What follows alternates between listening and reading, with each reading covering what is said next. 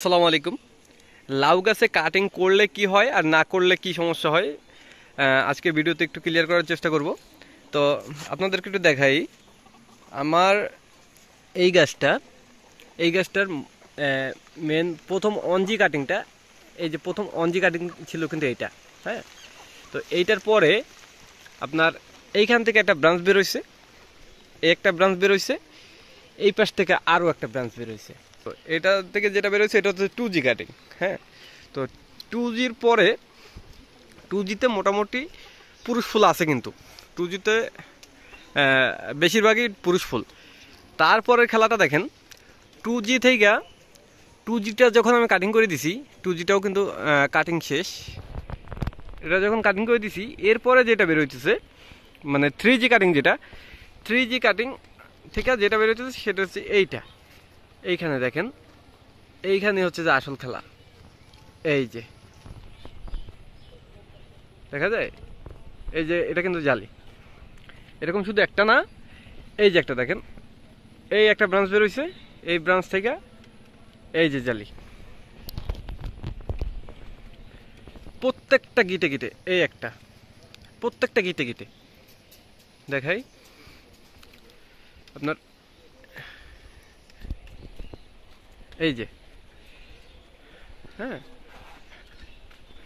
আরও যদি দেখাই,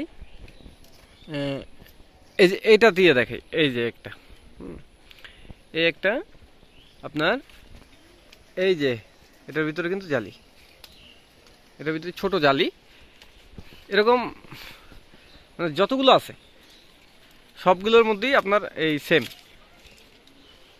তো যারা আপনারা কাটিং করতেছেন না, ভাবতেছেন যে কাটিং করলে আসলেই কি ফলন ভালো হয় কিনা, কাটিং করলে ফলাফল আছে এবং খুব ভালো রেজাল্ট আছে। আপনারা যারা কাটিং করেন নাই, অবশ্যই আপনার যখন চারা গাছ থেকে 12 পাতা হবে, 12 পাতার পরে একটা কাটিং দিবেন। তারপরে হচ্ছে যে ব্রাঞ্চগুলো রাখবেন আপনি, 2টা বা 3টা, যে যতগুলো ব্রাঞ্চ রাখেন, ওইটা আবার যখন 12-13 পাতা হয়ে যাবে তখন আপনারা ওইটা আবার কাটিং করে দিতে পারেন। তো এরপরে আমি আসি হচ্ছে যে আমি মাছি পোকার জন্য আমি এখানে একটা ফাঁদ ব্যবহার করছি। সেটা হচ্ছে যে ফোরামন ফাঁদ। এটার মধ্যে অলরেডি একটা মাছি আটকে রয়েছে, বেশি একটা মাছি নাই, কারণ আমি স্প্রে করছিলাম, এই জন্য মাছি উপদ্রব একটু কম। তাছাড়া মাছির উপদ্রব শুরু হবে এখনই, যেহেতু মাত্র জালি পড়তেছে।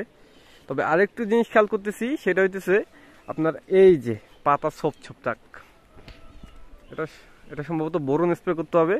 যারা কৃষিকাজ পছন্দ করেন, কৃষি পছন্দ করেন, কৃষিকে ভালোবাসেন, তারা অবশ্যই আমার চ্যানেলটাকে সাবস্ক্রাইব করবেন। কারণ আমার শুধু এই লাউ প্রজেক্ট না, আমার এখানে আরও অন্যান্য প্রকল্প কাজ চলতেছে। আমাদের ওই পাশে মরিচের জমি আছে, পেঁপে জমি আছে, সব কিছুর আপডেট আমি আমার চ্যানেলের ভিডিওর মাধ্যমে দিয়ে থাকি। তো সবাই আমার চ্যানেলটাকে অবশ্যই সাবস্ক্রাইব করবেন। ধন্যবাদ সবাইকে, ভালো থাকেন, সুস্থ থাকেন, আল্লাহ হাফেজ, আসসালামু আলাইকুম।